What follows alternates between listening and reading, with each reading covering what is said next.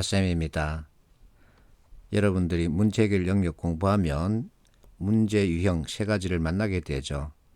발생형, 탐색형, 설정형 이 세 개 구분 기준이 무엇일까 많이 헷갈리죠. 내 유튜브 동영상에 어떤 학생이 답글을 달았습니다. 어떤 책에 들어있는 내용인가 보죠. 매출 달성률을 끌어올리라는 본부장 지시 한 달 내내 야근을 한 적이 있다. 답지에 설정형이라고 나와 있다. 이게 맞나 하고 물었습니다. 이것을 판단하기 위해서는 매출 달성률에 어떤 변화가 있었느냐 이것을 먼저 살펴야 합니다. 변화가 있었다 그러면서 매출 달성률이 떨어졌느냐. 자, 매출 달성률이 전달에 비해서 떨어졌다. 그래서 본부장이 끌어올려라 라는 지시를 냈다면 이것은 발생형입니다. 자, 매출 달성률 관련 변화 정보가 없습니다. 즉, 매출 달성률이 떨어졌다라든지 이와 같은 정보가 없는 상태에서 본부장이 끌어올리라 그랬다면 이것은 탐색형입니다. 그래서 변화가 있다 없다 이것을 가지고 발생형과 탐색형을 구분해야 합니다. 자, 설정형은 이 5가지를 여러분들이 암기해 주는 게 좋습니다. 신제품 개발, 신시장 개척, 새로운 시스템 도입, A국에 공장을 건설하려는데 어떤 문제가 예상되는가, B업계 진출하려는데 예상되는 장애물은 무엇인가, 이 5가지는 여러분들이 암기를 하는 게 좋습니다. 자, NCS 워크북 문제 해결 영역 교수 자료에 문제 3가지 유형을 설명해 놓고 있습니다. 이 설명 자료는 NCS 집필자가 쓴 것이 아니라 LG경제연구원이 펴낸 책에서 그대로 가지고 왔죠. 여기에 사토 이니치가 등장합니다. 사토 이니치는 문제 구조와 이론의 세계적 권위자입니다. 그가 발생형, 탐색형, 설정형 이렇게 구분했는데 전 세계가 이 3가지 유형에 따르고 있습니다. 그러면서 NCS 워크북은 이 A부터 F까지의 상황을 제시하고 문제 유형을 구분해보라 이렇게 숙제를 내주고 있는데 이거 틀렸습니다. 그래서 2015년 7월에 NCS 워크북 검토회를 열었습니다. 자, 산인공 책임자 그리고 옆에 있는 이분이 문제 해결 영역 집필자입니다.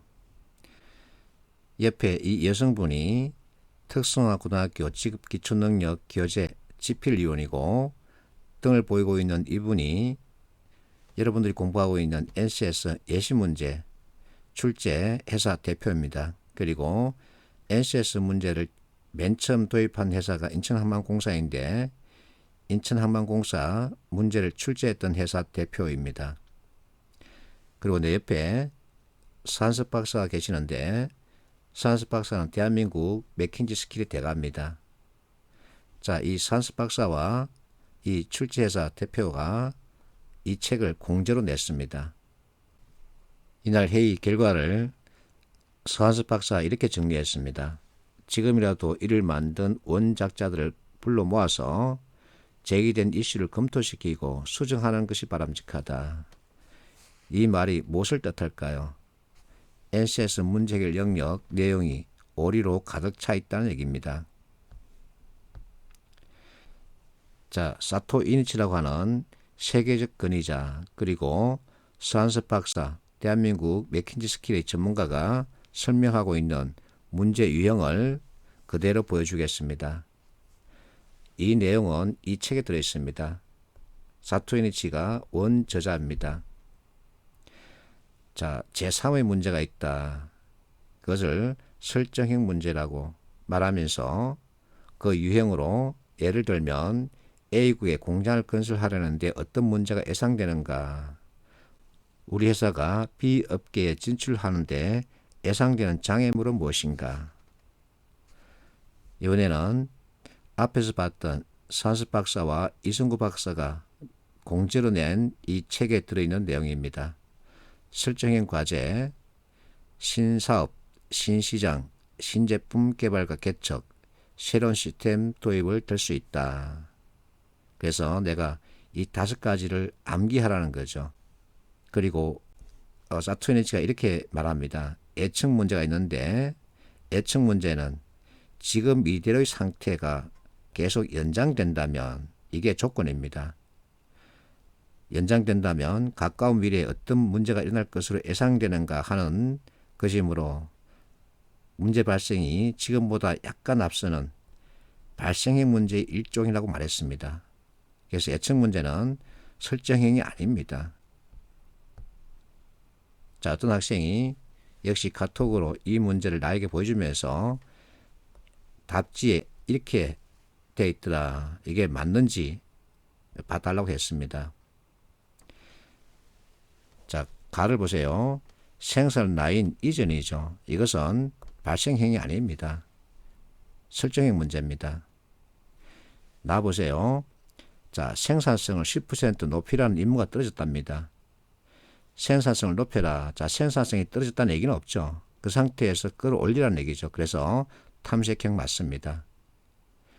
고객들 클레임 전달되었죠. 발생행위죠. 자, 신문 기사 발표된 후에 판매가 부진 일어나고 있죠. 그러면 탐색행위 아니라 발생행위입니다. 자, J에게 자동차 생산 분야 진출하는데 발생 가능한 문제 파악하라. 이것은 설정이 맞습니다. 자금 흐름이죠. 흐름이란 말은 연장선상이라는 얘기입니다. 앞에서 봤죠. 그래서 이대로 두면 어떤 일이 일어날 것인가. 연장한다. 결국 흐름이 지속된다는 얘기입니다. 자금 흐름은 단절된 상태에서 예측할 수 없습니다. 서로 연결되어 있기 때문에 예측할 수 있는 거죠. 그래서 설정형이 아니라 이것은 발생형의 일종이라고 사토이니치가 못을 박았습니다. 따라야 합니다. 어쩔 수 없습니다. 자, 박대현 학생이 올린 이 상황, 매출 달성률 관련 정보가 있어야 합니다. 자, 매출 달성률이 떨어졌다. 그 상태에서 끌어올리라. 그러면 이것은 발생행위입니다. 매출 달성률 관련 정보가 없습니다. 그 상태에서 올려라 그러면 이것은 설정행위 아니라 탐색행위입니다.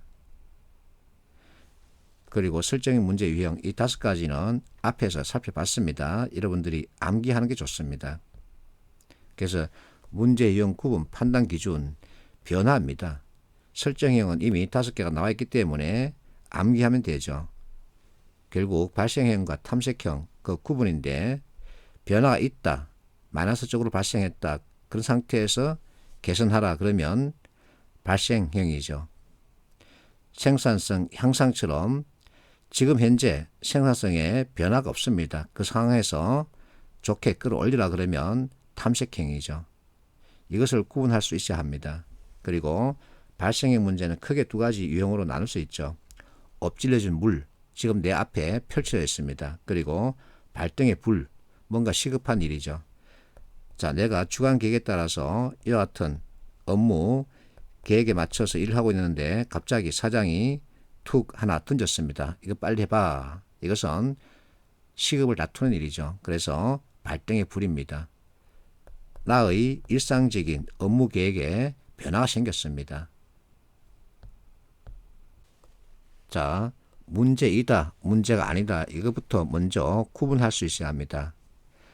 A. 변화가 없다. 그러면 문제 아니죠. B. 발목에 부담을 느끼고 있답니다. 그럼 문제죠. 목표 수정하고 있다. 문제죠. 무관심하다. 문제 아닙니다.